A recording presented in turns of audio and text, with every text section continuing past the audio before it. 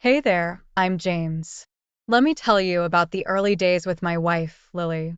You know, back when everything seemed just right. I was an architect, about 40, really into the tiny details of buildings, the way light hits a glass pane, that sort of stuff. And Lily, she was 35, owned an art gallery, and man, she loved art like nothing else. We were like two pieces of a puzzle, fitting perfectly. Our love for art and design brought us together in a way that felt almost magical. We met at an art exhibition, one of those fancy ones where everyone pretends to understand abstract art. But we really got it. We talked about Rothko's use of color, debated over Picasso's forms. And before I knew it, I was head over heels. Our wedding was something out of a design magazine. We chose a minimalist theme, clean lines, lots of white and green. It was Lily's idea to have it in an art museum. We set our vows surrounded by centuries of creativity. It felt right, being in a place that celebrated art and history as we embarked on our journey together. The first few years were like a dream. We'd attend art galas, host dinner parties for our friends, and they'd all say, James and Lily, you guys are perfect together. And it felt true. We discuss art, architecture, and everything in between. I remember this one time. We spent an entire night redesigning our living room to resemble a scene from a Van Gogh painting. It was quirky and a bit impractical, but that was us, always trying to infuse art into our life. Lily's gallery was her pride. I'd often swing by after work, and we'd talk about the new pieces she acquired. She had this knack for finding emerging artists. Some of her finds went on to become pretty big names. I was proud of her, really proud. But things don't always stay perfect, do they? As time went on, Lily started spending more time at the gallery. At first, I thought it was just the busy season, but then it became her routine. She'd stay late, miss dinners, and our art talks dwindled. I'd try to brush it off, bury myself in my work. I'd stay up late, drafting designs, trying not to feel the growing gap between us. Looking back, maybe I should have seen the signs. Maybe I was too wrapped up in my work. But you never want to believe that your perfect picture could be flawed. You cling to the good times, hoping it's just a phase. That's the thing about pictures, though. They don't change, but the subjects in them do. I wish I'd realized that sooner. But hey, that's life, right? You learn, you grow. And sometimes, you find out that your picture-perfect life was just a well-curated illusion. But more on that later.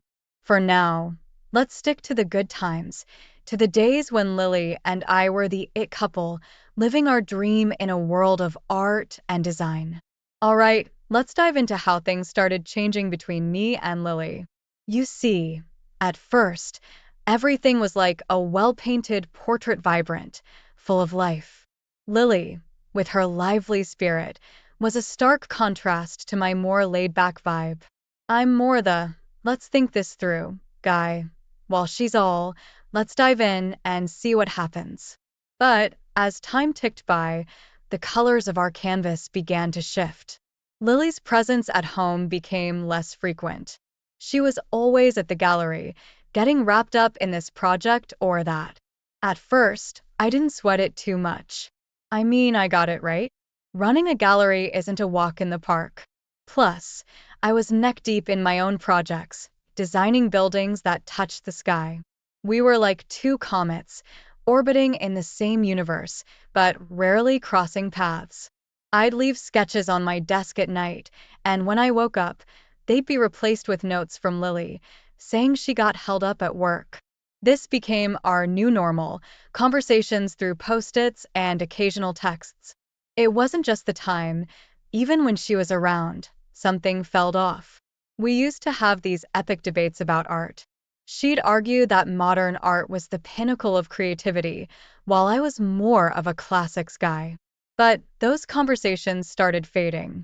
I'd bring up a new exhibition, and she'd just nod, her mind clearly elsewhere. I remember this one evening. I decided to surprise her. I swung by the gallery with her favorite, a pepperoni pizza, extra cheese. But the gallery was closed, lights off, no Lily in sight. That was odd. I mean, Lily living at the gallery was one thing, but her not being there when she said she would be? That was new. That night, I couldn't shake off this nagging feeling. Like when you know there's a piece missing in a puzzle, but you can't quite put your finger on it. The Lily I knew was passionate, always talking about her latest find or some new artist. But this Lily, she seemed distant, like she was painting a picture I wasn't a part of. Don't get me wrong, I'm not the guy who jumps to conclusions. But you know how it is. Sometimes the writing's on the wall, and you just try not to read it. Maybe I was scared of what it might say. Maybe I didn't want our picture-perfect life to be just another illusion. But hey, sometimes life throws you a curveball, and you've just got to roll with it. And let me tell you, this was just the beginning of a whole new chapter. So, let's talk about when things really started to get rocky. It was just another day, you know. The sun was shining, birds chirping. I was looking for Lily's phone to check the weather. Mine was dead, classic me, always forgetting to charge it. And there it was, her phone, just lying on the kitchen counter. Now, I'm not the snooping type, but as I picked it up, a message popped up. It was from this artist, let's call him Mr. Famous, whose works were a big hit in Lily's gallery. The message, oh boy, it wasn't your usual, hey, how's the new exhibit going? Sorta text. It was, let's say, more on the romantic side. At first, I thought, no way, this can't be what it looks like. Lily and I, we had our issues, sure, but cheating? That was a different ballpark. So, I did what any level-headed guy would do. I asked her about it. Straight up, no beating around the bush. Her reaction? Complete denial. She laughed it off, saying it was just friendly banter, nothing to get worked up about. But the way she snatched the phone out of my hand, her laugh a bit too loud, it didn't sit right with me. I tried to shrug it off, told myself I was overthinking things. But those messages, they kept nagging at me.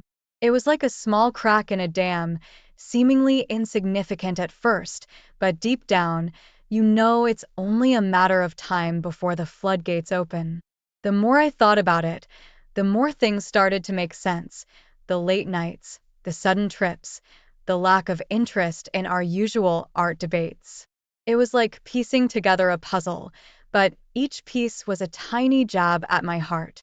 I started noticing other things too, like how she'd quickly close her laptop whenever I walked into the room, or how her phone was now always on silent, face down. The trust that I thought was the foundation of our marriage started to feel like quicksand. It's funny, isn't it? How one little discovery can unravel threads you didn't even know were loose. I lay awake at night, staring at the ceiling, trying to convince myself that it was all in my head. But once doubt creeps in, it's like a shadow, always lurking, always casting its darkness on even the brightest days. I knew confronting her wouldn't lead anywhere. She had her story, and she was sticking to it. So, I did what I do best. I retreated into my work, buried myself under blueprints and sketches. Maybe I was running away, maybe I was just trying to find some solid ground. But let me tell you, once you start looking for cracks, you start seeing them everywhere. In every "I'll be late tonight" text, in every hurried "I'm busy" call. The foundation we built our marriage on, the trust, the love, the shared passions, it all started to feel like a house of cards, ready to topple over with the slightest nudge. And little did I know, that nudge was just around the corner. Before we dive into the next chapter of this roller coaster story, I've got a small favor to ask. If you're enjoying this tale of love, adventure, and unexpected twists, how about showing some love? Hit that like button to let me know you're on board. It's a simple click for you, but it means the world to me. It's like a virtual high five, telling me to keep the stories coming. And hey, why stop there? Go ahead and hit subscribe, too. Trust me, you don't want to miss what's coming up next. Now, where were we? Uh, yes, the walls. You see, after the whole phone debacle, things between Lily and me, well, they started to feel like we were living in separate worlds. I mean, there I was, feeling like I'd just been punched in the gut, and there was no way to let it out. So, I did what I always do when things get tough. I turned to my work. Architectural design, that's my world. It's where I can control the lines, the shapes, the very essence of the structures I create. Each building was like a refuge, a place where I could lose myself and forget about the mess at home. The more I immersed myself in my projects, the further I drifted from Lily. Our home started to feel like just another space, not the warm, love-filled place it used to be.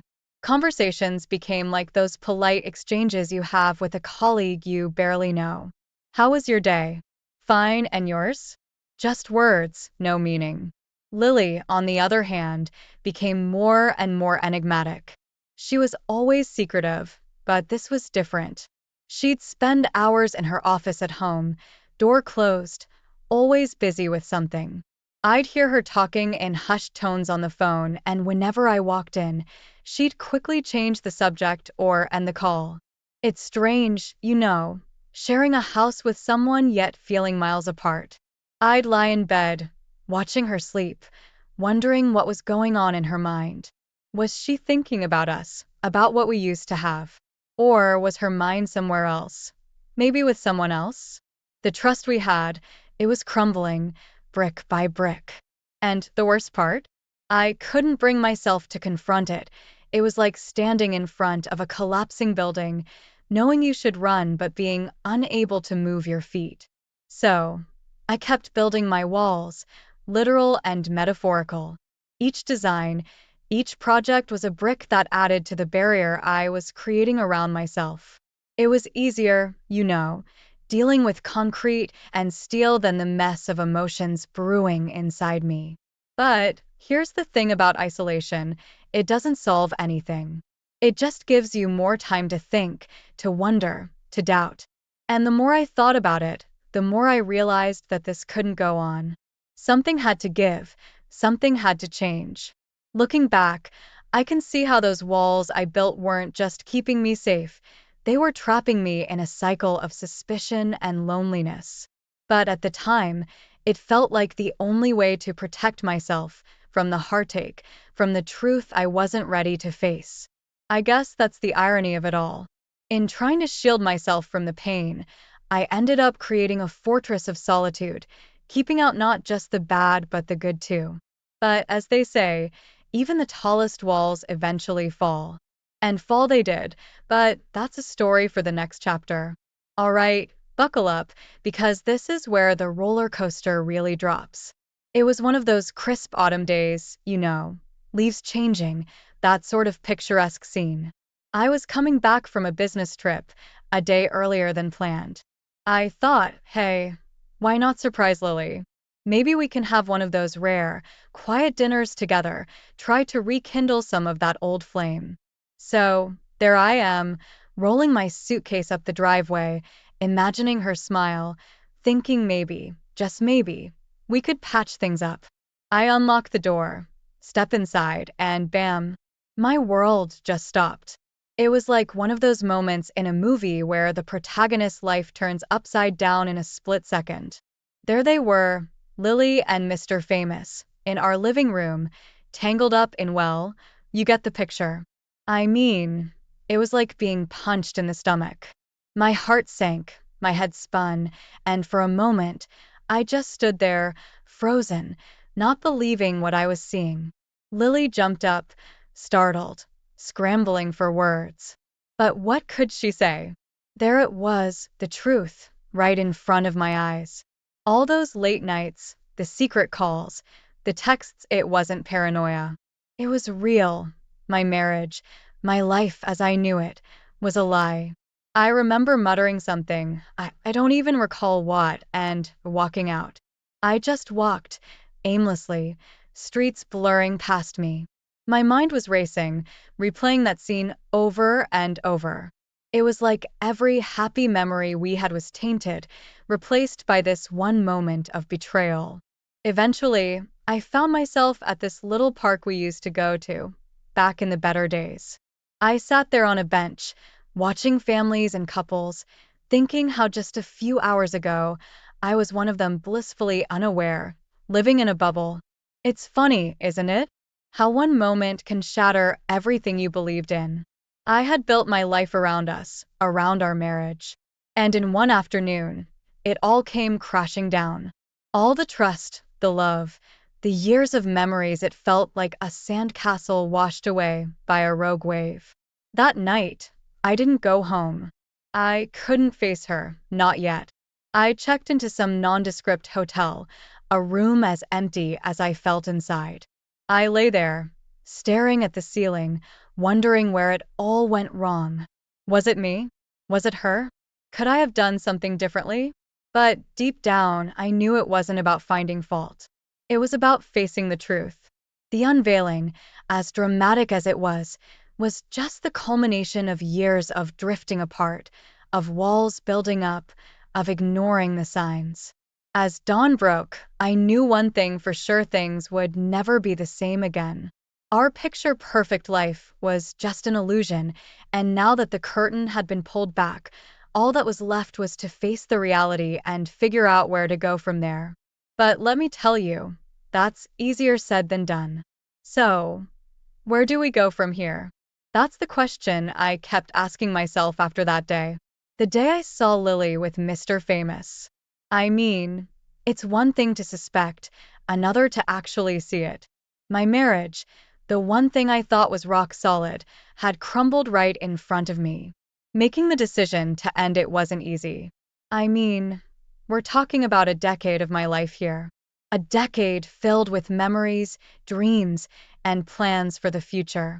But sometimes, you've got to tear down the old to make way for the new, right? The divorce process was like walking through a minefield, every step heavy with emotion and legal jargon. It's weird how you go from sharing a bed, a life, to discussing who gets the coffee maker. I never imagined it would come to this, divvying up possessions as if that was all that was left of us. During that time, I stayed in our now too big house, surrounded by reminders of what used to be. I'd walk past Lily's art studio, now just a room collecting dust, and feel this pang in my heart. It's strange how empty spaces can feel so heavy. And then there were the mutual friends, the dinner invites that stopped coming, the awkward, "How are you holding up?" texts. It's like getting divorced means not just losing your spouse, but a whole social circle. I don't blame them, really. It's tough to choose sides, especially when you've been friends with both parties. But you know what? In the midst of all this chaos, I found something unexpected, a sense of liberation. It's like I had been carrying this weight, the weight of a failing marriage, and suddenly, it was lifting. I started rediscovering myself, things I loved doing before I got married, like weekend hikes, or just sitting down with a good book. I also realized how much of myself I had lost in trying to make the marriage work. It's easy to get caught up playing a role, so much so that you forget who you really are. I was the husband, the provider, but somewhere along the way, I stopped being James. The divorce was a wake-up call, a painful, heart-wrenching wake-up call, but a necessary one. It made me see that sometimes things fall apart, not to break you, but to clear the path for something better. I won't lie and say it was all smooth sailing. There were nights I'd sit alone in my empty house, feeling the weight of loneliness. But with time, those moments became less. I started seeing friends I hadn't seen in years, picked up hobbies I had forgotten I loved. Slowly, I began to rebuild, not just my life, but myself. The pillars of my life, trust, love, companionship, had collapsed. But in their place, I was building new ones: self-discovery, independence, and a newfound appreciation for the little things in life. Ending a marriage, especially one you thought would last a lifetime, is never easy. It's like navigating through a storm. But sometimes, it's only through weathering that storm that you find your true north. And for me, that's exactly what happened. The end of my marriage with Lily wasn't just an ending. It was the beginning of a new chapter, one where I could be me, unapologetically. Post-divorce life, huh? It's like waking up to a new world. Everything's familiar, yet different. There I was, James, fresh out of a decade-long marriage, trying to figure out what comes next. It's like standing in the ruins of what used to be your life, wondering how to start rebuilding. The first thing I did? I threw myself into my work. Architecture wasn't just my job, it became my sanctuary. Designing buildings, creating something from nothing, it gave me a sense of control I desperately needed. Each line I drew, every structure I envisioned, was a step away from the past, a brick in the new foundation I was laying for myself. But it wasn't just about losing myself in work. This period was like a journey of self-discovery. I started exploring parts of myself I had forgotten or ignored, like my love for outdoor activities, hiking, biking, you name it. I even took up photography, something I always had an interest in but never pursued. There's something about capturing moments, freezing them in time, that I found incredibly therapeutic. I reconnected with old friends, the ones I lost touch with during my marriage. It's funny how life works. Sometimes you drift apart from people, not because of any particular reason, but because life just gets in the way. Rekindling those friendships, sharing stories of the good old days, it was healing in a way I didn't expect. One of the biggest revelations during this time was realizing the importance of being alone. Not lonely, but alone. It's about enjoying your own company, being at peace with your thoughts. I started this ritual, Saturday mornings at a local coffee shop, just me, a cup of joe, and a book. Simple, yet it became something I looked forward to every week. As I rebuilt my life, I also began to dabble in new experiences. Cooking classes, language lessons, even a pottery workshop. Who knew I had a knack for making lopsided vases? But that's the beauty of it, trying new things without any expectations, just for the joy of it. This period wasn't without its challenges, of course. There were days when the weight of what I'd lost hit me like a ton of bricks. But those moments became fewer and farther between. I learned to embrace the highs and navigate the lows, understanding that it's all part of the journey. Looking back, this chapter of my life was about more than just moving on from my divorce. It was about rediscovering who I was, what made me tick. It was about taking the scattered pieces of myself and putting them back together, maybe not in the same way as before, but in a way that felt right. I won't say I emerged from this period completely healed, or that I have all the answers now. But I can say this, I found a sense of peace, a contentment within myself that I hadn't felt in years. And that, my friends, is worth more than any material possession or external validation. So, that's the story of how I rebuilt myself from the rubble of a broken marriage. It's not a story of a tragic ending, but one of a hopeful beginning, a testament to the resilience of the human spirit. And as I stand here, looking back at the path I've traveled, I can't help but feel a sense of gratitude for the journey, for it has made me who I am today. Let's turn the page to the final chapter of this saga. Months had passed since the divorce, and I was starting to feel like I had a handle on this new chapter of my life. That's when Lily decided to make a reappearance. One ordinary Tuesday, there was a knock at my door. I opened it to find Lily, a mix of nerves and regret painted on her face. She came bearing apologies, each word heavy with remorse. She talked about how sorry she was, how she realized the enormity of her mistake, how much she missed our life together. I won't lie, seeing her like this, so vulnerable, it stirred up a lot of old feelings. But it also brought back memories of the pain, the betrayal. She spoke of longing for the past, for the life we once shared. But you know what? That life, it didn't exist anymore. It was like a painting we had both worked on that ended up being slashed down the middle. There was a time when I would have done anything to hear those words from her, to have her come back and say she wanted to try again. But that was the old me, the me before I embarked on my journey of self-discovery, before I learned to find strength in solitude and joy in independence. So, there we were, standing at my doorstep, a crossroads of sorts. Lily, seeking redemption in a path back to the past, and me, looking forward to a future I was just beginning to carve out for myself. I listened, really listened, to everything she had to say. But as she spoke, I realized something important. I wasn't the same person she left. The experiences, the growth, the introspection, it had all shaped me into someone new, someone who valued his self-respect and emotional stability more than a shot at rekindling a broken relationship. It was a defining moment, choosing to walk my own path, not out of spite or anger, but out of a deep understanding of what was best for me. I explained to Lily, as gently as I could, that while I forgave her, I couldn't go back to what we had. That chapter of my life was closed, and I was already pages into a new one. In the movies, this is where the dramatic reconciliation happens, the music swells, and the credits roll. But real life? It's messier, more complex. There's no neat resolution, just the continuous journey of finding and defining oneself.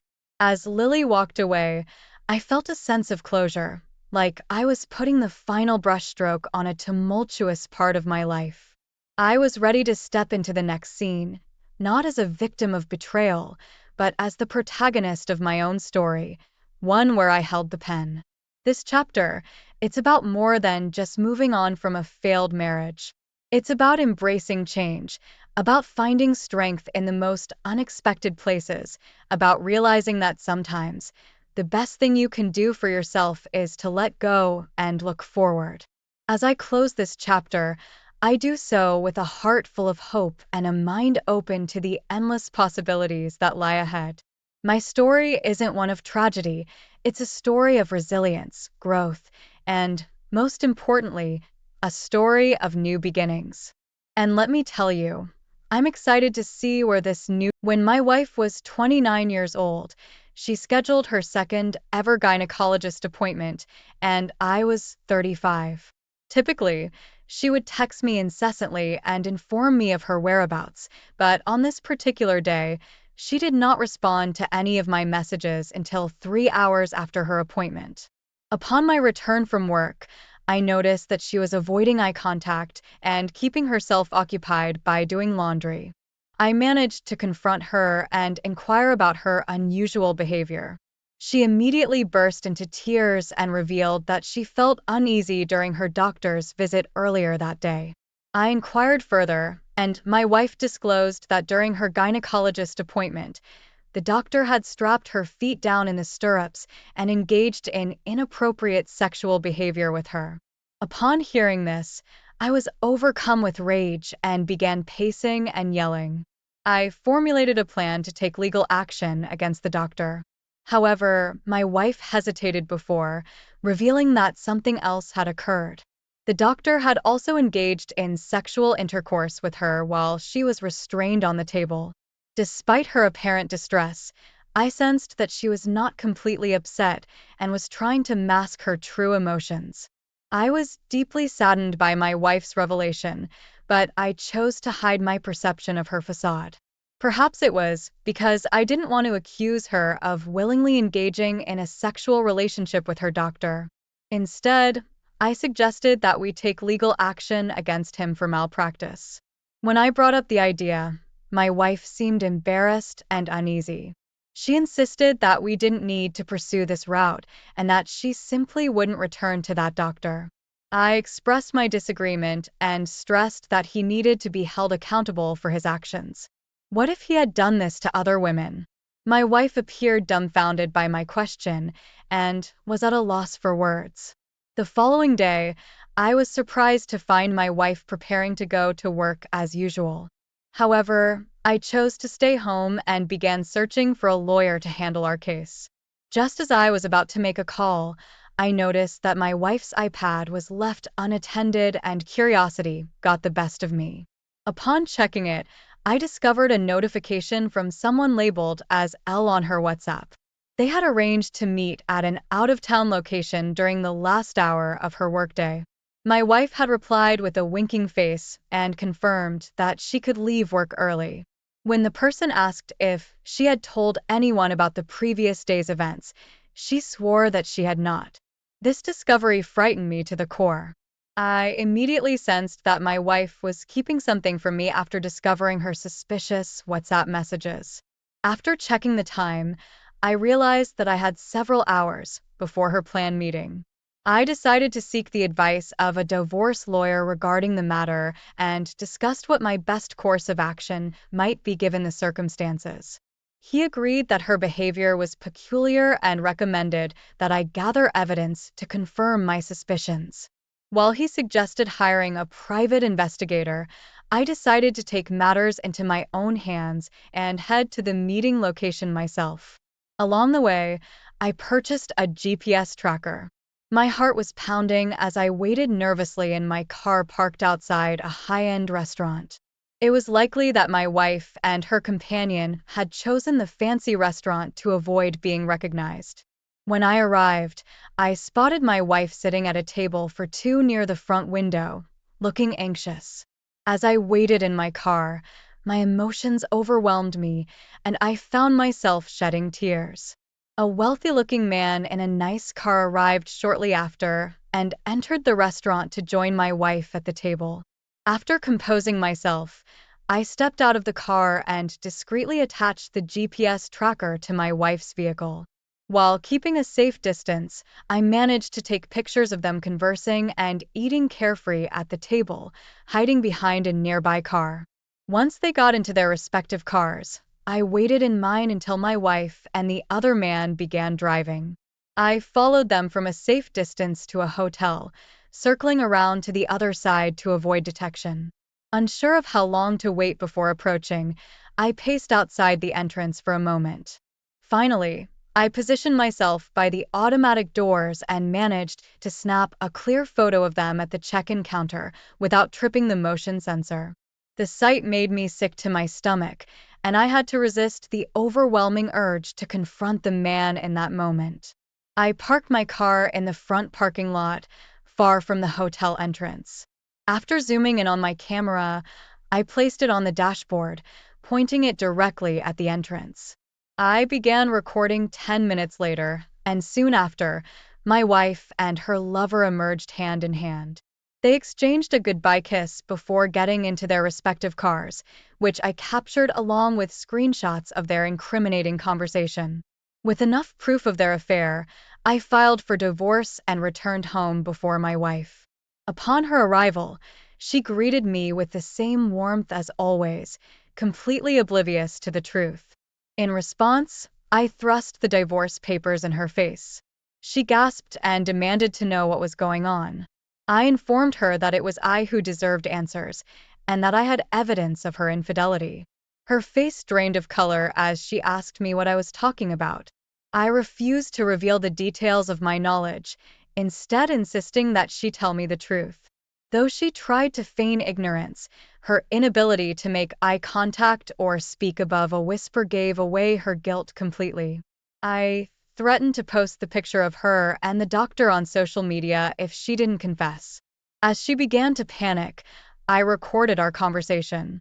She refused to believe that I had a picture and stared at me in disbelief, but I assured her that I did and showed it to her on the camera. She tried to grab it from me, leading to a brief struggle. Ultimately, I managed to retrieve the evidence and locked myself in the bedroom with it. After she stopped screaming and pounding on the door, I demanded that she sign the divorce papers and leave the house. I warned her that unless she listened to me, I would post the evidence I had.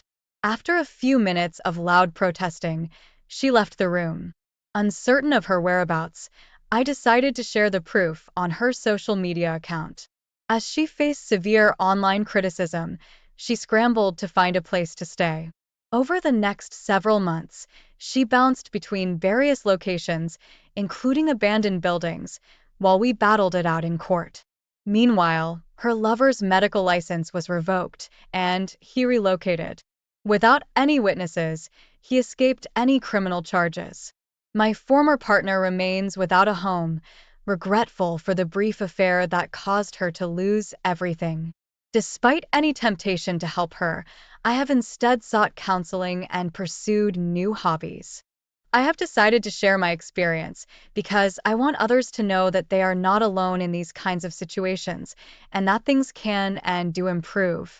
Great work, Op. My response: I am extremely proud of you for how you dealt with the situation. Not only did justice catch up with your unfaithful partner, but with her lover as well. Op. Please continue to take the necessary time to heal from this experience. Remember that things will eventually look up for you. Moving on to our second story for today, I would like to express my gratitude for this community, which has been a great source of help and support. I would like to share a shortened version of my story. My ex-wife and I were together for 6 years before we tied the knot in June 2021. During the pandemic, despite the challenges, we managed to have a beautiful wedding, and it was one of the happiest days of my life. After a few months had passed, my wife underwent a significant change. While I continued to work from home, she chose to go to the office regularly, as she was employed by a large company. Although longer work hours were typical for her job, she began to neglect our quality time together on weekends and spent a lot of time with her horse. Additionally, she started to belittle my accomplishments and claimed that I was no longer ambitious, despite my success at work. Many people warned that the first year of marriage can be a challenge, so I made an effort to take my wife on regular date nights to reignite our relationship. However, despite my efforts, she remained aloof and critical, causing a significant blow to my self-esteem. I agonized over what I might have done to cause her behavior and feelings, but I couldn't find any reasonable explanation. As a result, I struggled to sleep and became consumed with the fear of losing my wife to another person. These months were incredibly difficult for me because I never imagined that I could lose the person I married so soon after our wedding. I convinced myself that the reason for my wife's behavior was the stress of her job. In an effort to avoid worsening our issues, I chose to ignore the negative thoughts and suppress them. Unbeknownst to me, my wife was actually gaslighting me throughout this time. Despite my suspicions, I planned a romantic weekend by the beach to try and rekindle our relationship. Unfortunately, instead of improving things, her contempt for me only grew stronger. On the day of our dinner, I expressed my love for her, but she did not reciprocate. Later that same evening, my wife asked me to take an SFB photo of her in a bubble bath. When I expressed concern that the photo might be too risky for social media, she brushed it off, saying it wasn't intended for that purpose. Although we had been physically intimate throughout our marriage, my wife refused to be intimate with me during the trip.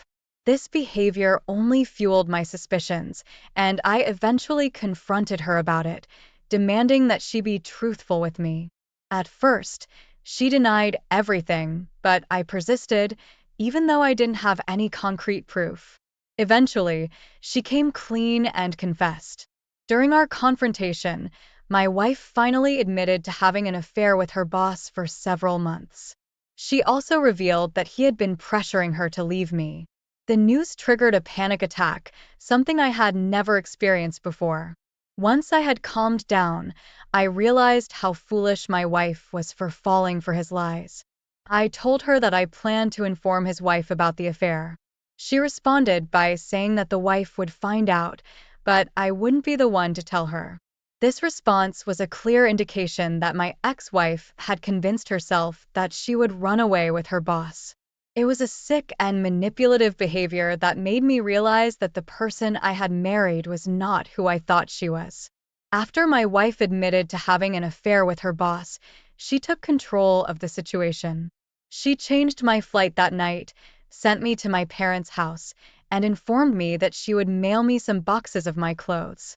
As soon as I arrived at the airport, I contacted the boss's wife via social media, and things spiraled out of control from there. It turned out that the boss never had any intention of leaving his family.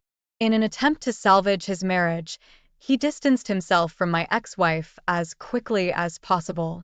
HR had to get involved, and my ex-wife quickly gained a reputation around her office. Despite my ex-wife's tearful pleas for reconciliation, I made it clear that her infidelity had sealed the fate of our marriage. In the aftermath of the divorce, I was determined to move forward and find happiness. Thankfully, things have turned out well for me. I now reside near some of my closest friends, have met a wonderful new partner, and have landed a great job in California. Through this experience, I have learned to value and love myself again. I have come to understand that my ex-wife's negative opinions of me during our marriage do not define my worth as a person. Ultimately, success has been the best form of revenge, and I am grateful for the new life I have built. I am much happier now that she's no longer in my life, and although I sometimes feel sad about what happened, I am grateful that I found out before we had children. I want to apologize to you, Opie, for the hurt that your wife's actions have caused you. It's satisfying to see karma catch up with cheaters who become delusional and believe their affair will last forever. In this situation, your wife foolishly believed that her boss would abandon his wife for her and that they would live happily ever after. It was like a fairy tale in her mind. However, I'm relieved to know that she eventually came back to reality and must now face the consequences of her actions for the rest of her life. Thank you for taking the time to listen to today's stories. If you enjoyed listening, please don't forget to like and subscribe if you haven't already. Also, comment below with your thoughts on what happened. My name's Clara. My life, you could say, was the epitome of ordinary, mundane to its core. That was until I met him, Eric.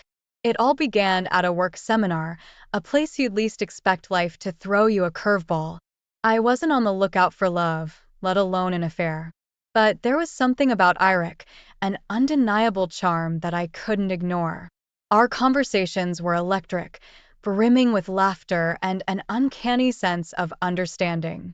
It was as if we were tuned to the same frequency. Sometimes, in those moments, I'd almost forget that I was married to Paul, who'd been my husband for a solid decade. With Eric, everything seemed more vivid, more intense. It's funny how someone can just waltz into your life and stir up emotions you thought were dormant. Paul and we had a comfortable relationship, the kind that's warm but perhaps lacking sparks. Don't get me wrong, I loved him in my way, but with Eric, it was different. He was like a breath of fresh air, a secret escape from my everyday life. I found myself eagerly anticipating our next meeting, which was quite a departure from my usual routine of work, home, sleep, and repeat. One day, after the seminar sessions, Eric and I ended up at the same coffee shop. It was unplanned, or so I thought. We chatted over coffee, and before I knew it, hours had slipped by. There was an ease to our conversation, a natural flow that was hard to come by. We talked about everything and nothing, our jobs, our hobbies, and even our dreams, which seemed to align in a strange sort of way. As I drove home that day, my mind kept replaying our conversation. I was drawn to him in a way that scared me a little. I mean, I was a married woman, and here I was, feeling giddy about another man. It felt wrong, but at the same time, it was exhilarating. The seminars continued over the next few days, and so did our coffee rendezvous. With each meeting, I could feel the lines blurring. I was stepping into dangerous territory, and a part of me knew it.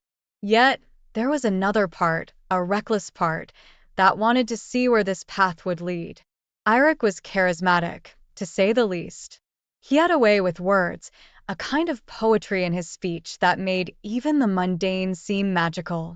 He listened intently when I spoke, making me feel like I was the only person in the room. It's strange, how starved you can be for attention without even realizing it.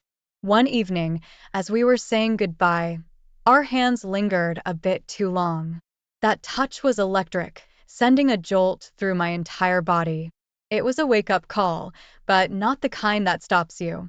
Instead, it urged me further down a path I knew was wrong but couldn't resist exploring. Looking back, I can see how I got swept away, but at the moment, all I could think of was Eirik and the way he made me feel. It was like I was living in a bubble, detached from reality, from my commitments. It's funny how life can be appended by something as simple as a chance encounter. And that's how it began, an affair that would change everything. I had no idea then how deeply it would affect my life, the lives of those around me. If I had, would I have stopped? I like to think I would have, but deep down, I know the truth. I was already too far gone. So, it started off innocent enough, a coffee after work, then dinner. Sounds pretty standard, right? But one night, things shifted. We crossed a line. I kept telling myself it was just a fleeting madness, a little detour from real life. Boy, was I wrong. Eirik and I began seeing each other more often. It was like I was under some sort of spell. I'd find myself waiting eagerly for his texts, his calls, the next time we would meet. It was a thrill, this secret we shared, hidden from the rest of the world. I felt alive, vibrant, feelings I hadn't experienced in a long while. Meanwhile, back at home, things with Paul were different. He seemed distant, or maybe I was the one pulling away. He started asking questions, the kind that have layers beneath them. He noticed my frequent absences, my mind being somewhere else even when I was right there. I became an expert at dodging questions and spinning stories. Just a lot of work, I'd say, or I'm just tired, that's all. But each lie felt like a tiny betrayal. It's weird how you can feel your heart squeeze in guilt, yet find yourself unable to stop what you're doing. Eirik was like a drug to me. Whenever I was with him, it was like being in a different world, a world where only the two of us existed. We'd meet in these out-of-the-way places, always cautious. But that caution, that risk, it only added to the excitement. I remember this one evening, we had dinner at this cozy little restaurant tucked away in the city. It was like we were in our little bubble. The conversation flowed, the wine was perfect, and for a moment, I forgot everything, my marriage, my responsibilities, all of it. The more time I spent with Eirik, the more I craved his presence. It was a heady feeling, being wanted like that, feeling that rush of anticipation. But it wasn't just physical. We connected on so many levels. We'd talk for hours about our hopes, our dreams, the things that scared us. He understood me in a way I hadn't felt understood in years. But every time I went back home to Paul, guilt washed over me. He was the same kind, loving man I'd married. And here I was, sneaking around, lying to him. It was a mess, and deep down I knew it. But somehow, I couldn't bring myself to stop. You might wonder why I didn't just end things with Paul if I was so enamored with Eirik. I've asked myself that, too, more times than I can count. I guess I was scared. Scared of hurting Paul, scared of the unknown, scared of admitting that I'd strayed so far from the person I thought I was. So, I continued this double life, juggling between the thrill of my secret affair and the increasingly fragile facade of my marriage.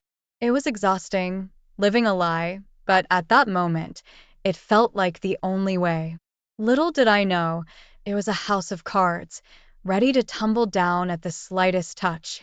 And as these things tend to go, the truth was inching closer, ready to shatter the illusion I'd built around myself. But back then, Caught up in the whirlwind of my affair with Eirik, I was blind to the storm that was brewing on the horizon. As time went by, Paul started getting more and more suspicious. It was like he could sense something was off, even if he couldn't put his finger on it. He'd find excuses to check my phone or casually ask about my schedule, his eyes searching for something, anything, that might confirm his doubts. The guilt was eating at me. I was constantly torn between the guilt of lying to Paul and the excitement I felt with Eirik. Every time Paul looked at me with suspicion, I felt this pang in my heart. I knew I was betraying his trust, the years we'd spent building our life together, but I couldn't bring myself to end things with Eirik. Then, one day, it all came to a head. Paul confronted me. It wasn't dramatic or anything. He's not that kind of guy. He just calmly asked if I was seeing someone else. His voice was steady, but I could see the hurt in his eyes. It was heartbreaking. I denied it, of course. I told him he was imagining things, that it was just the stress from work getting to me. But as I spoke those lies, I could feel the distance growing between us. It was like I was watching our relationship crumble right before my eyes, and I was the one holding the sledgehammer. Deep down, I knew I was losing Paul's trust. How could I not? I was lying straight to his face, and he had always been good at reading me. We'd been together for so long, he could tell when something was up. I guess I just hoped he'd believe the facade I was putting up. Living with that kind of guilt and fear is exhausting. I was always on edge, constantly worried that Paul would find out or that Eirik would slip up and expose our affair. It was like walking on a tightrope, trying to balance two completely different lives. Sometimes, I'd catch myself wondering what I was doing. Why was I risking everything for this affair? But then, I'd meet Eirik, and it was like all those doubts and worries would just melt away, at least for a little while. It was a temporary escape, a way to forget about the mess I was making of my life. I think part of me was also scared of what it would mean to end things with Eirik. It wasn't just about the affair or the excitement. I had developed real feelings for him. He was more than just a fling. He had become a significant part of my life, someone I cared about deeply. But with each passing day, the strain of leading a double life was getting to me. I was becoming more paranoid, more anxious. I'd jump every time my phone rang or if Paul asked me something out of the ordinary. I was living in constant fear of being found out. And then, there were the little things that started to add up. Paul becoming more withdrawn, the occasional awkward silences, the way he'd avoid making eye contact. It was like he knew, even if he didn't want to admit it. Our relationship was on thin ice, and I was the one with the hammer. It's strange how you can be aware of making a huge mistake, yet feel powerless to stop it. I knew I was hurting Paul, possibly ruining our marriage, but I felt trapped in this cycle of lies and deception. The affair with Eirik had started as a thrill, an escape, but it had quickly turned into a web that I couldn't seem to break free from. I guess that's the thing about affairs. They start as a small diversion, something exciting and new. But before you know it, they grow into this huge, complicated mess that affects everyone around you. And the worst part? You feel too deep in it to find your way out. All right, so after about 3 months of this whole affair thing with Eirik, I made a decision that, honestly, looking back now, feels like a whole different lifetime. I decided to leave Paul. Yeah, I know how it sounds. I was choosing the guy the first was having an affair with over my husband of 10 years. It was a painful choice, sure, but at that moment, being with Eirik made me feel alive in a way I hadn't felt in years. I thought Eirik and I had a future together. Every time I was with him, it was like being in a different world. A world where I felt understood, valued, and yes, deeply loved. He had this way of looking at me, like I was the only person who mattered. I got caught up in that, in the fantasy of it all. Telling Paul was one of the hardest things I've ever done. The look on his face when I told him, It's something that still haunts me. He was shocked, hurt, and I could see the confusion in his eyes. He couldn't understand how our seemingly happy life together had led to this. And, to be honest, part of me couldn't understand it either. Paul asked if there was someone else. I couldn't lie to him anymore, not when everything was coming to an end. So, I told him about Eirik. That was even harder than the initial confession. Paul didn't get angry or shout, he just looked broken. And that broke me, even more, knowing I was the cause of his pain. After the confession, I moved out. It was surreal, packing up 10 years of my life into boxes, leaving behind the home Paul and I had built together. I remember walking through our house, looking at all the memories, pictures on the walls, little knickknacks we'd collected on trips, our favorite mug set. It felt like I was leaving a huge part of myself behind. Moving in with Eirik was exciting but also terrifying. It was the start of something new, but it was also stepping into the unknown. We were no longer sneaking around. We were out in the open, trying to build a life together. It felt different, more real, and a lot scarier. I remember lying awake some nights, wondering if I had made the right choice. I had left a stable, comfortable life for something that was uncertain. Eirik was amazing, sure, but we were still getting to know each other outside the bubble of our affair. Real life has a way of bursting bubbles. Eirik was very supportive during the whole transition. He understood that it was a huge change for me and did everything to make it easier. We would spend nights talking about our future, making plans, dreaming together. It was beautiful in a way, but there was always this nagging feeling at the back of my mind. Had I really done the right thing? The first few weeks were a blur of emotions. I was adjusting to this new life while still processing the end of my marriage. I missed Paul in a weird way, not just him, but the familiarity of our life together. But every time I doubted my decision, Eirik was there, reassuring me, making me feel loved and wanted. But life has a funny way of throwing curveballs. Just when I thought I was starting to settle into this new life with Eirik, reality came crashing down in a way I never expected. It turns out, I didn't know Eirik as well as I thought I did. And that realization changed everything, yet again. You see, when you make a decision that big, you tell yourself it's for the best, that you're moving towards happiness. But sometimes, happiness is a tricky thing. It's elusive, and what seems like a step towards it can turn out to be a leap into something else entirely, something you never saw coming. So, here's where things really hit the fan.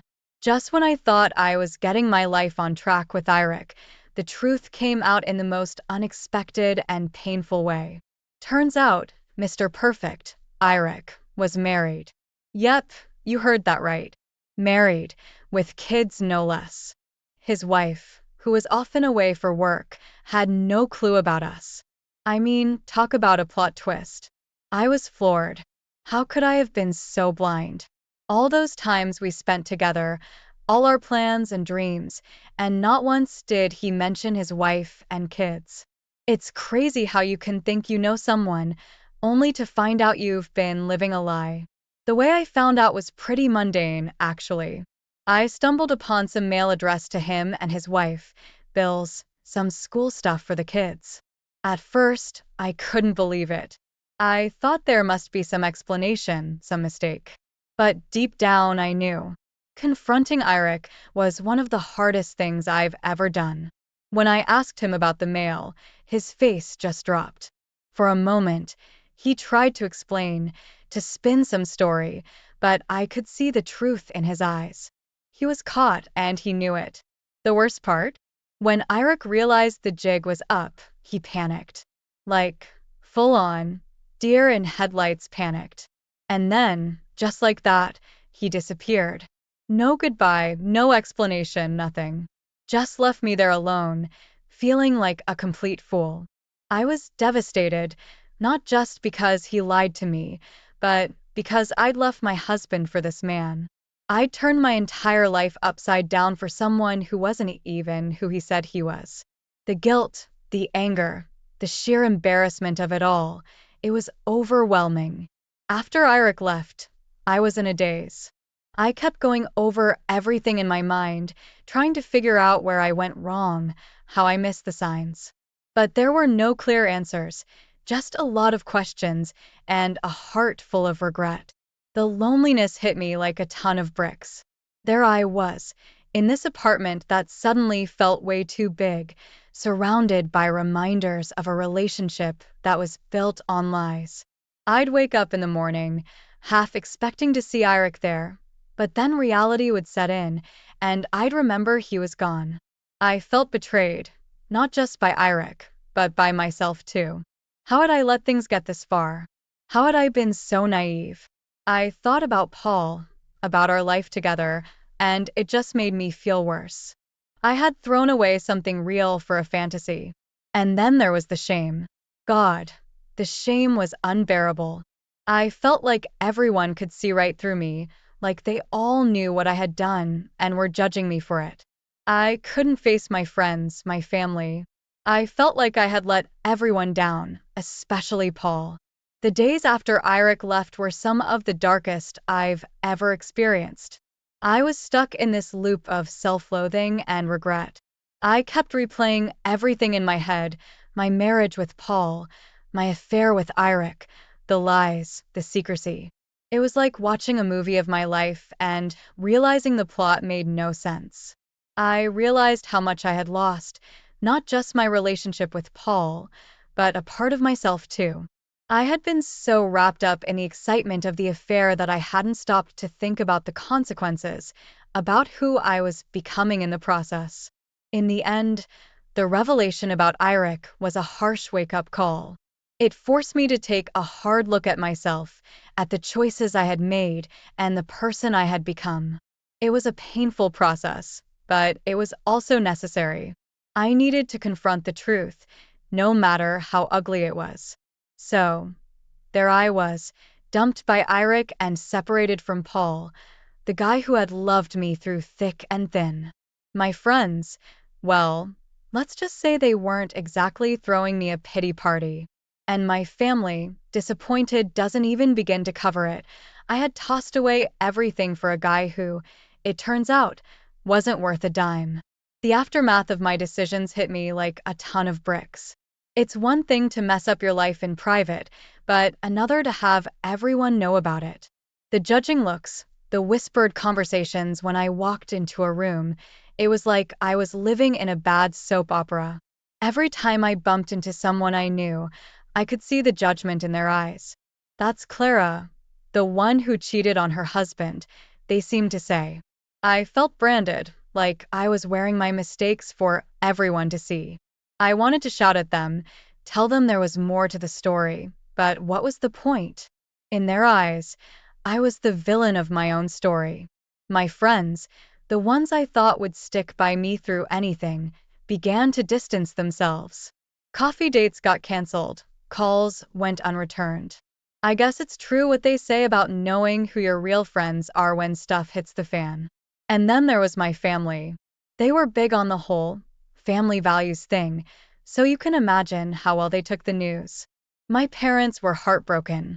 They loved Paul like a son. My sister, who had always been my confidant, couldn't even look me in the eye. I felt like I had let everyone down, like I was a disappointment. I tried reaching out to Paul, not to get back together, but to apologize, to try to explain. But he wouldn't see me. I couldn't blame him, really. I had hurt him in the worst possible way. I left voicemails, sent texts, but nothing. Just silence on the other end. That silence was deafening. It was the sound of a door closing, a chapter ending. I spent a lot of nights alone in my apartment, just thinking about everything. I missed Paul, missed our life together. It wasn't perfect, but it was real. With Eirik, it had all been a fantasy, a break from reality. But you can't live in a fantasy forever. At some point, you have to come back down to earth. The worst part was the guilt. It gnawed at me day and night. I had been selfish, chasing after something new and exciting, not thinking about who I was hurting in the process. I had betrayed the person who had stood by me for years. And for what? A few months of excitement? I started to isolate myself, too ashamed to face the world. I'd go to work, come home, and just watch TV or stare at the ceiling. I lost interest in the things I used to love. It was like I was there, but not really, just going through the motions. The days blended into each other, each one as gray and unremarkable as the last. I was stuck in this rut, and I didn't know how to get out. It's funny how you can be surrounded by people and still feel so alone. I started to realize the full extent of what I had lost. It wasn't just my marriage or my relationship with Eirik. I had lost a part of myself, the part that believed in love, in doing the right thing. I had become someone I didn't recognize, someone I didn't even like. In the midst of all this, I had a lot of time to think about everything, about my marriage with Paul, my affair with Eirik, about who I was and who I wanted to be. It was a tough pill to swallow, realizing that the chaos in my life was of my own making. So, there I was, alone and full of regret, trying to figure out where it all went wrong, trying to piece together a life that I had so carelessly torn apart. It was a long, hard road ahead, and I wasn't even sure where to start. But I knew I had to try, to make amends somehow, even if it was